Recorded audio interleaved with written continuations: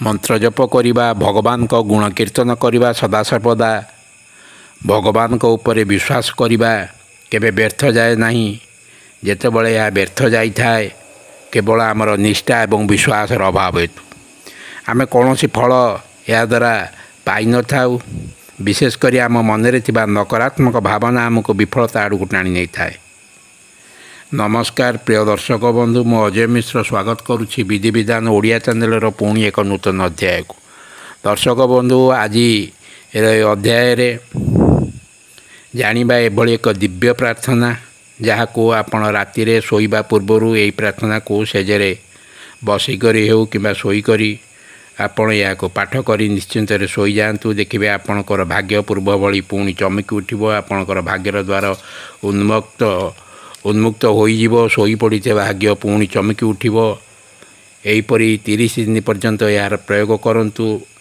यही 30 दिन मध्य जीवन में कौन सब चमत्कार घटना घटुची आपण निश्चय लक्ष्य करंतु। किंतु एथिमे आपणकर विश्वास एवं निष्ठा 100% रहिले ही आपण 101% आपण सफलता पाई परिबे।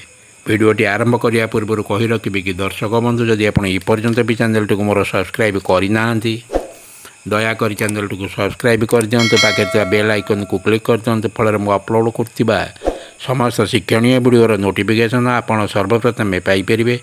वीडियोटी भल लागिले लाइक शेयर कमेंट निश्चय करिवे।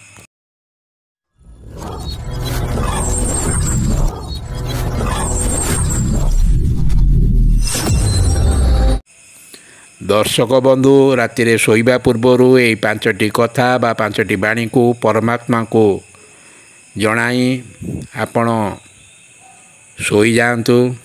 जीवन रे की प्रकार घटना मान घटुची धैर्यर सह अपेक्षा करंतु। अति कम रे लगातार या 30 दिन पर्यंत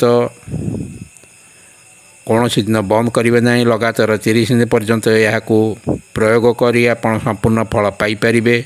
आपण चाहिले मध्य जीवन सारा या यही प्रार्थना को जीवन सारा प्रयोग करिमारे मध्य किछि बाधकता नहीं बा एथिपाई आपण को कौनसी टंकाटीए मध्य खर्च करने को पड़ न थाए। दर्शक बंधु, यही कथा बा बाणी आमर राति समान बा राति सारा आम मन मध्य काम करि थाए। जेतेबेले आमे राति रे सोई जाऊ आमर अवचेतन मन संपूर्ण रूपे क्रियाशील रही थाए। आमे जो कथा परमात्मा को कही थाउ ताहा राति सारा आम मन मध्य कार्य करि थाए। प्रथमे कहिबे धन्यवाद परम पिता। द्वितीय कथाटी कहिबे दिन सारा मो सांगे रे रही थिबारु धन्यवाद परम पिता। तृतीय कथाटी कहिबे आपणकर कृपारू आज दिनटी मोर बहुत भलरे कटिला। चतुर्थरे कहिबे आपण सर्वदा मो साथी रे एहीपरी रही थांतु एवं मो परिवार को कुशल रे रखि थांतु। एथिपाई मु आपण को धन्यवाद अर्पण करुछि। नंबर 5 रे कहिबे जे मु बहुत खुशी जे मु आज आपण को धन्यवाद जणाई पारुछि। एथिपाई मु आपण को अशेष अशेष धन्यवाद अर्पण करुछि। दर्शक बंधु, जदि ये वीडियोटी आपण को भल लगी थाए निश्चय धन्यवाद लिखि कमेंट बॉक्स रे लिखि दियंतु। रहूछि धन्यवाद, नमस्कार।